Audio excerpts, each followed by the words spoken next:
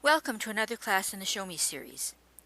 In this class, Show Me the Runes, you will learn about the runes as well as how to read them.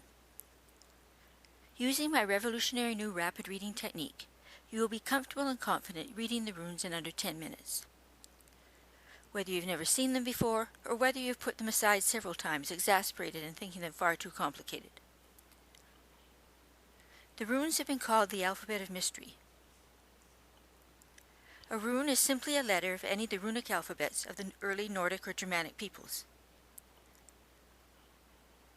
The shape of the letters is all angular as they were formed from twigs. The shapes were then etched, usually with animal blood, on the back of a piece of tree bark. Thus the tile shape we see today. Most properly made of elderwood, today the runes are made of almost anything, even as rune dice. Learning to cast the runes and bind the runes can seem daunting. The average North American is not well versed in the way of the ancient people.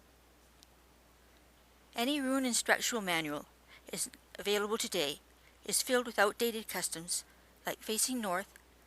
This meant the reader was to be facing the Norse gods. Likewise, the page-long definitions for each rune is archaic and not applicable to our lifestyle. By preserving the runes, we've unwittingly put them on the same path as the dodo bird, extinction. The most common of the runic alphabets was the elder futhark. It will be the one that we use today. It began with 23 letters and now is most commonly shown as 25. Pertho was the 24th tile. As the language spread out to the other European countries, the well-meaning Europeans thought, "Oh no, there's no puss sound. They must have forgotten it. How silly of them. Let's help them out and add the Pertho for them." So Pertho was the 24th tile, P. When the language meandered back to its source, the Nordic people, they did not recognize the new letter, so they called it the mystery tile. It came to stand for initiation, or the unknown.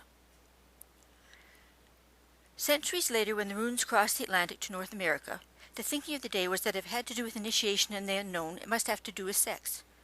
Pertho looked like a woman's vagina, so it became the sex tile. The blank tile, number 25. By the 1980s, the runes were likened to a deck of cards, and the blank tile was added. Like jokers, it is not always used. When it is used, the meaning is that of a blank slate or a canvas waiting to be written on. Each rune has its own long page meaning. While the meanings are rich in symbolism and agricultural nuances, they do not relate to our current lifestyle. I have gone through the long definition page for each rune and updated the meaning to a short phrase, which preserves the integrity of the original meaning. For example, the rune meaning a broken wagon axle, loss of harvest being hauled, catastrophe. I have given it the one-word definition of disruption. The extended meaning I have given is time out of trial of testing, or crisis. The phrase casting the rune means simply to gather the 25 of them together and toss them out, not unlike rolling the dice. As 25 can be a handful, they are usually tossed from a pouch or bag. The traditional way of reading the runes is the rune closest to you is the present, and those near it are the influences of the present time. As the runes fall further and further away, they represent the future. Simple, right? However, it's much more common to think of the runes as a deck of cards, and read them in the same manner. Place all 25 runes in a soft pouch or bag, and shake them, or I shuffle them. Draw the number of tiles out and lay them in the proper sequence for the reading. And here we have a chart with the single tile and their easy definitions. Starting with the simplest reading, let's do a one-card draw, or a one-rune draw. Thinking of a yes or no question, ask a clear, concise question in your head or say it out loud, and draw a rune from the bag and place it in front of you. If the rune lands upright, the answer is yes. But if it lands downward, the answer is no. A rune landing on its side is the answer of maybe. Some runes are the same no matter how you look at them. They cannot be upside down. Some of them cannot even be sideways. Should one of these show up, it means you have not enough information. Ask the question again or redraw another tile. 3 runes.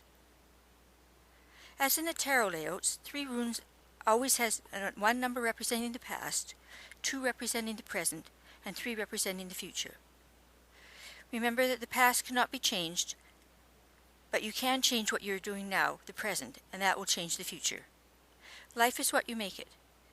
The runes may be laid out in a straight row, horizontally, vertically, diagonally, as well as in a triangle or other abstract shapes. Sample reading number 1. In the past. From the meaning of the tile, in the past you've been looking for clarity. Presently or currently you feel like you're stuck in a rut. You can't go forward, you can't go back. The future holds movement and change for the better. The second reading. 2 of your tiles are reversed and 1 cannot be reversed or upside down or sideways. The reading would be something like this. In the past you've been sad and full of strife.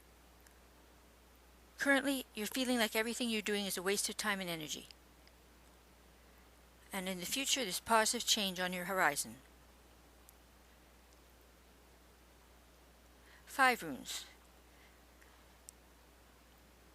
The 5 runes are laid out in a straight line, horizontally, vertically, diagonally, or in a diamond, or whatever abstract shape is pleasing to you.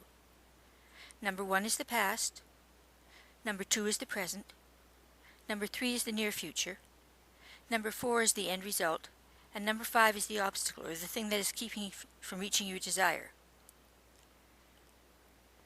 This reading, with 2 reversed tiles, would read something like this. In the past, you've been having family problems, and currently they're involved in a lot of misunderstandings.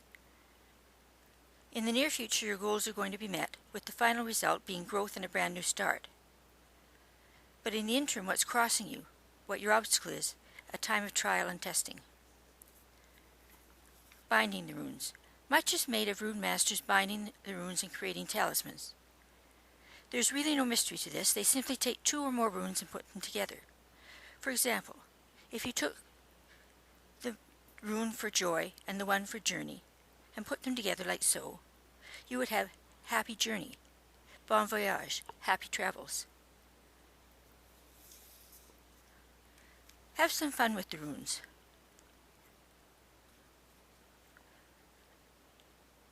As the runes were originally letters of the Nordic and Germanic alphabets, it can be fun to write names or short sentences using the runic symbols. When the runes were originally written, they had no punctuation or capitals and all ran together. In fact, depending on the space available, the writers did not care whether they wrote vertically or horizontally, so deciphering the runes today can be quite a challenge. However, today, especially young school-age children enjoy writing their name with the runes. The chart has all the English equivalents for each rune. Remember that the runic alphabet is made up of 23 letters, and ours is made up of 26. Notice that in some cases, for example, C and K will be represented by the same tile. Write phonetically and skip double letters and silent letters. For example, Chrissy, C-H-R-I-S-S-Y, would be K-R-I-S-Y. Cynthia, C-Y-N-T-H-I-A, would be shown as S-N-T-H-I-A, Cynthia.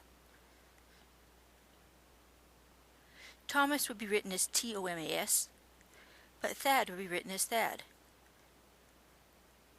B-O-K is how we would say book. Both right and right would be writ. C-H as in Chuck appears as Kenneth and Jera. KJ is the closest approximation. EL will appear as Eliwas. J and Y will appear as Jera. NG will appear as Ingwas. And V will appear as the runic W because V and W are interchangeable. Do not insert spaces or punctuation, as most of the ancient runic stones were written in continuous script with no spaces or punctuation. Have fun with the runes, and look for other titles in the Show Me series. Show Me Tarot, Show Me Oracle, Show Me Being Paid, Show Me the Aura, Show Me the Chakra System.